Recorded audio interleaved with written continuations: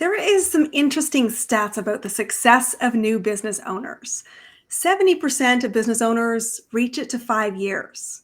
That means that 30% don't. And often the reason they don't succeed is because they run into this massive problem of cash and not being able to find clients. The key to finding the right clients and to have a thriving business comes down to being able to speak the language and master your marketing message. And today we're going to sit down with an amazing individual who's going to help us connect to our authentic self so that we can stand out from the sea of sameness. It is my absolute pleasure to welcome to this podcast Grace Mosgeller. Welcome, welcome, welcome. Thank you, Christine. I'm honored to be a guest on your show. Thank you. I know one of the things that you and I have talked about in our business journey together is that people wear masks, and we really struggle to really be authentic. And yet that is what everyone says. I really just want to be authentic. Why is it so hard to be authentic and drop the masks? Oh, that's a really great question. So I believe that it's really hard to be authentic, even though you think you are, because the mask that we do is a survival protection, quote, defense that, it's been a habit for so long. It doesn't feel like a defense, but yet it is. And it's kind of like the appropriateness, like uh, when someone's wearing a hat that's let's make it different. So someone's got some food stuck in their teeth and they're talking, and we want to tell them, hey, you got food in your teeth, but we don't want to hurt their feelings, and so we put up this mask and we smile at them anyhow and let them talk, right? And so that's just like a small version of wearing a mask. And another mask can be, because I'm a soul purpose coach, and it goes down to soul purpose. And if you're super creative and flamboyant, kind of like I am, but you're raised with people that soul kind of personality that really likes order and control, and coloring outside of the box really makes them feel, uncomfortable. And they love you so much that they say, yeah, no, don't color outside those lines. Stay in here. And so the mask happens when you want to please your parents. And so you stay within the lines, but you're like, you're almost like boxed in. And uncovering that dynamic within yourself and within relationship can be very, very freeing and very, very authentic. And that was kind of the story I had growing up and becoming able to speak fluently off script. I love that because I think one of the things that is true is when you're first starting out in business, you think there's a one way to build a business. And you think that leadership needs to look like a certain style, a certain label. And sometimes that means, certainly in my own experience, is we come with the hammer and not the heart. It's well said. Very, very well said. Yes. Well, and the move from corporate to being an entrepreneur, it's a completely different game because corporate has, like I said, the box and the rules, and you've got your credentials, and you're like, I do this, but I don't do Windows, right? But when you become an entrepreneur, you have to do the Windows, and um, because corporate has a marketing department, and you're pleasing, you're representing a big entity, and so there's like a buffer between you and I'm just doing my job, right? But when Mhm. you're working for yourself, you're working for yourself and you're really representing yourself. So there's a lot of skin in the game, so much skin in the game that you really risk rejection, comment, like everybody judges. I mean, we all do. And Mhm. so people develop a thick skin. Well, that doesn't bother me. That's another mask, because if it really does bother you, then there's a personal growth to happen within that, so that you can accept, hey, let's agree to disagree. and still be okay with that. And that's the path to authenticity, is really coming up with shifts like that. And it is a big shift because I do think, I know in my own journey, when I started out, there was the risk of being visible. And this leads us to, hide behind a screen. It leads us again to show things that would be socially acceptable. And yet, that's how we sound like everybody else. And I'm curious, in your perspective, what advice would you give to help people start to connect to not who they were, but to focus on who they become, to call the right people? Because when you are authentic, you're not for everybody. And we fear that judgment at the highest, I think, of all of the limiting beliefs we get into, which is, I want to be seen, but I'm scared to be seen, but I need to be seen by the right people. What advice would you give to help us explore owning it so that our marketing message lands? Well, the answer I give is like, it's got validation both in the soul purpose realm, which is why I'm so passionate about it, and basic leadership is why. What's your purpose? Why did you become an entrepreneur? Who are you here to serve? And when you get really clear, like, I'm this group of people is who I am. I was born to lead, because as an entrepreneur, you're a leader. You have a sole purpose as a leader. And the leaders come up two ways. Either they've been good at what they've been doing their whole life, they've been charismatic, and then they know how to organize, they know how to be creative, they know how to live from their heart, which are three different examples of soul personalities as a leader. Or you come up like I did through the School of Hard Knocks, where everything is a calamity, so that the message that you send is your mess. But it goes from victimizer to victorious. So what's your victory story? And the passion, when we're talking soul qualities of leader, there's kind of like an opposite dichotomy within the personality, where the leader who's going out to battle, ready to be slain, like standing up and being invisible to the world, right? Which is the same thing. It's like a death, right? Public speaking. And then this really super sensitive part of us that's got this very tender, deeply caring heart that we don't show, because as a leader, you're going to get stabbed in the back or poisoned, or your position's coveted. And if you show vulnerability, you're going to be open to attack. And so the message I have is, get clear on your big why. Why are you an entrepreneur? And the big point, that's going to carry you through everything is, yeah, I was born to do that, which you get from soul purpose. And this is the cause I'm fighting for. And when you do that, that becomes bigger than any fear. Is that? I agree with that. It's 100%. I often tell my clients two things. Your why has to move you past convenience, because You're right. building a business is never going to be successful when you are using convenience for the action taking moment in the day. And yet, once you really understand that why, your sole purpose, as you would phrase it, is, this is a non-negotiable for me. Yes.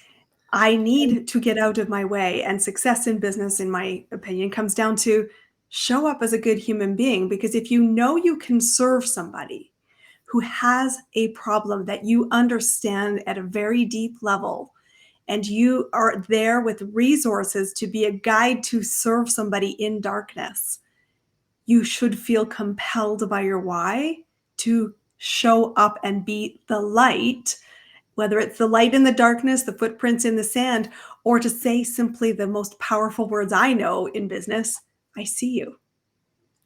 I really actually see you as you are. You're not flawed. You're not broken. You're in a moment of darkness. And ask the question, would you like to stay there? And sometimes you get the answer, yes, I like my darkness. And other times you reach that line in the sand, and I say, it might be the 1,000th time you've seen this line in the sand, and said, no, I can't stay here anymore. And that messaging right in that moment is everything, because they see you and you see them. And at which point you also get to say, would you like some support?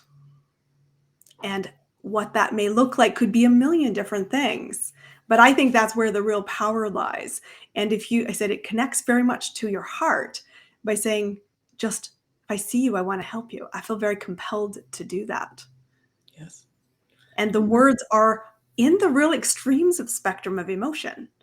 And I think one of the reasons why so many businesses struggle and why that fail rate is so high is they leave it very surface level.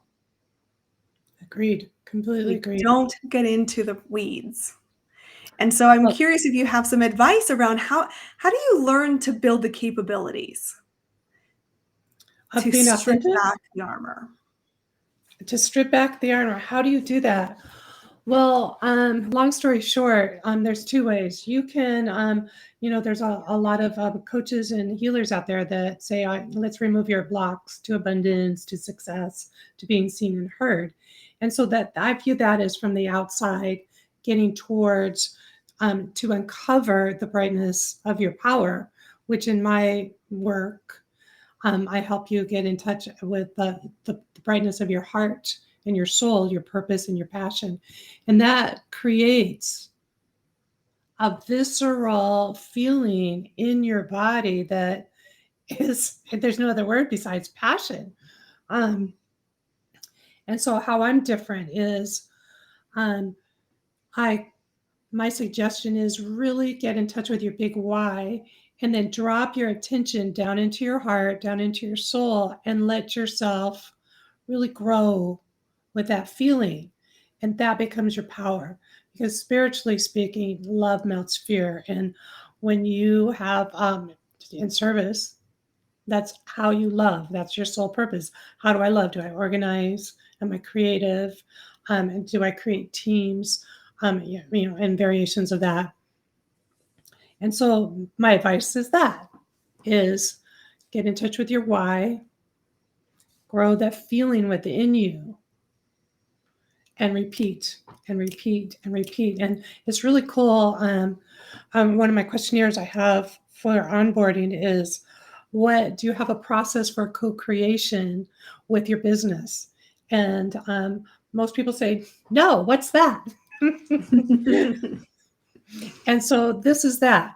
And if you can do that before you sit down and write a piece of content, before you go live and do a networking group or record a workshop, or you're just planning anything that has to do with your business, and you get in touch with that big why first, it's going to grease the wheels for success very, very quickly. And the side benefits, what is it? The side effects?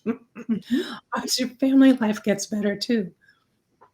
Well, I love that. This is an awesome tip for our audience here, because there's a lot of rush to complete the task, especially when you're in a high growth phase of business. And that's often where I'm working with people, is they're Me wanting to too. scale.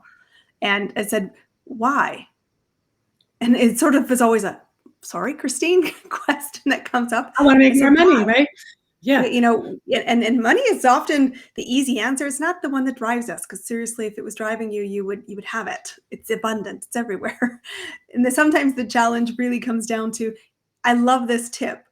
Spend some time thinking about your why and feeling connected to that honest, heartfelt, interior reflection Yes. before you influence the business. Anything, And whether that's a anything, anybody. conversation, a client meeting, a piece of content, whatever, because then you are listening and connecting. And chances are you have a very clear vision of who you're trying to serve. And it Awesome. isn't everybody. You know what I'm really loving about this conversation is we're saying the same things, but with different languaging. Mm. And that's why I think, my brother used to say, for every Polly, there's a Pete. And so that there's an explosion of coaches happening right now. And I think that's a good thing because not everybody is going to resonate with everyone. And just looking at the same things. Well, how do we get to that place of power so we can make that impact and make a super comfortable income and the lifestyle that we became an entrepreneur for, right? Like, why go through all this risk? Why jump off and find your wings on the way down, right? That takes courage. And growing up, my dad always used to say, when you're a leader, whether you're a manager or head of a company, that the people below you always kind of grumble, why do they get paid more? They're doing less. And my dad would say, well, it's risk versus reward. They're doing a lot more risk than a steady paycheck, right? So true. Your dad and my dad went to the same school, I'm sure. Listening to that. And there's truth to this. When you think about what is the result of when your marketing message lands, it is an exchange of value. And without value, you have nothing. And value is, exchanged in lots of different ways. But it starts with a recognition of value. And I'm curious, when you look at your business journey and the work that you do with your clients to connect, to find why are you here? Build the skills and capabilities to have the courage to get visible, to own that you are not for everybody. You are after a very specific audience, and you need to live in the emotions in a healthy way of that darkness, to pull them to light, to lead them to light, and to know that this is a non-negotiable to serve you. I'm curious, in your own business, what has been the most effective strategy you've used to check that the message is landing? What do you do? How do you know if you are having a good connection point? That's a good question. How do I know if I'm having a good I feel it. I'm like, when I'm with people and I hold space. My hands are like this. I really get connected with my purpose, and for me, it's a feeling of love inside that grows and expands. And when I do that, I feel them on the other side, and I'm just hooked in with them. And when they're going down through because a lot of the work I do does take them down to their little valley, a shadow of death, right? And I just hold them there, and I'm like, and because I've been there, I can hold them and I go, yeah, it sucks, but keep going. The light's on the other side. Just go through. And how do I know is the ahas they get, or they relax, or all of it. I can feel their mask just dropping. You can just see it, and then there's the other ones that are like, yeah, I don't believe you. I don't believe you, and they're do. And they're not a fit for me because if, well, I can capture their attention, but if they don't want to do this deep work, if they don't want to really connect with their why and they just want to do, like, I have a strategy, and then so they, and what I see happens is they're trying to penetrate some sort of ceiling. If it's an income ceiling, an impact ceiling, or a fulfillment ceiling, and they're trying it and trying it and they're trying it and they're pulling up their bootstraps. I'm strong, right? And Tony Robbins always said, what got you here will not get you there. And so if they're not willing to take a step back and kind of look, this isn't working, I have to try something different. And what's this about connection? I thought doing, and strategizing was the way. And I'm here to say it is the way, but if it's not working, then you got to add this softer internal component. I think that's awesome. It's true. There is a really good nugget here. You said, I hold space in the darkness. I do. And I also say, I have been there. I think one of the key things in what I've heard you say is that in order to get your message to land, you need to tell the stories that you also perhaps don't share publicly, but you share it in that moment of darkness and say, I see you. I actually have been there, and there is light on the other side. And clients are looking for a specialist who gets their story. And if That's me. you're not prepared to be there, your business will stall. It will. It will. I went through a lot of coaches in my life thinking I needed a new shiny object. I needed a new strategy. I changed my message several times. I went from, oh, I'm a relationship coach. Oh, no, I'm a money coach. Oh, no, I'm a life purpose coach. And when I landed on the life purpose coach, I couldn't shift from there because you can't get more authentic from that. And from there, your tree blossoms and it can go in any direction that you choose. But my business expanded, my heart, and I was happier and I worked smarter, not harder, the moment I connected with my big why. I love that. That's a great message. Grace, it's been an absolute pleasure to hear your insights. We definitely come from similar philosophies. We use different language, which is the point of this Right. podcast. I'd love for you to invite people. How can they connect with you? How can they learn more about what you offer? Please give us your invitation. So I invite you to schedule a soul purpose assessment with me. And you find that on my website at gracemosgeller.com. And so how that works is you take a 4-minute questionnaire assessment, and then you're immediately scheduled for a review, and it's an hour long. And what's really cool is during that call, we pick out, well, what are the strengths? What's the personality? What's the quirks of your soul purpose? And it really gets you in touch with that. So by the end of the call, you're a zillion times clearer.